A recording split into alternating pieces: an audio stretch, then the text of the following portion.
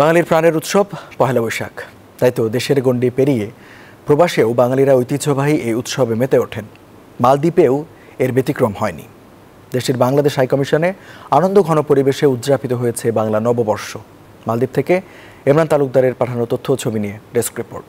বিকাশে কম খরচে ক্যাশ আউটের লিমিট বেড়ে 50,000, প্রিয় এজেন্টও 2টা। দ্বীপরাষ্ট্র মালদ্বীপে ব্যাপক উৎসাহ উদ্দীপনায় উদযাপিত হল বাঙালির প্রাণের উৎসব পয়লা বৈশাখ। বর্ষবরণকে স্বাগত জানাতে সাজসজ্জা, আলপনা সহ দেশীয় রং বেরঙের বর্ণিল পোশাকে মালদ্বীপ হাই কমিশন ভবনে ভিড় জমান প্রবাসী বাংলাদেশিরা। অনুষ্ঠানে প্রধান অতিথির বক্তব্যে high commissioner rear admiral S M. Abul Kalam Azad নতুন বছরে সবার মঙ্গল কামনা করেন। বাংলা নববর্ষ আমাদের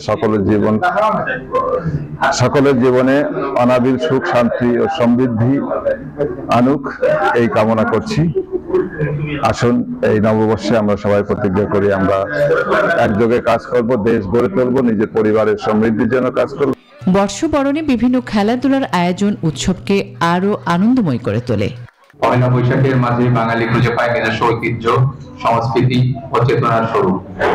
বৈশাখ শুধু উৎসবের মধ্যে সীমাবদ্ধ নয়, এর সঙ্গে জড়িয়ে আছে আমাদের আত্মবিকাশ ও বেড়ে ওঠার প্রেরণা। বাঙালি সংস্কৃতির বিকাশ, আত্মনিয়ন্ত্রণ ও মুক্তি সাধনায় পয়লা বৈশাখ এক অবিনাশী শক্তি। এছাড়াও বর্ষবরণ উৎসবে ছিল বাংলাদেশের ঐতিহ্যবাহী খাবারের পসরা।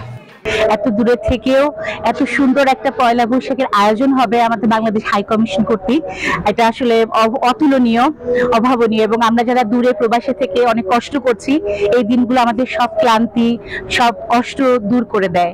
বর্ষবরণের মতো বাংলাদেশের ঐতিহ্যবাহী উৎসবগুলো বিদেশের মাটিতে দেশের সংস্কৃতি, কৃষ্টি ও ঐতিহ্যকে তুলে ধরতে সহায়ক ভূমিকা রাখবে বলে মনে করেন প্রবাসী বাংলাদেশিরা।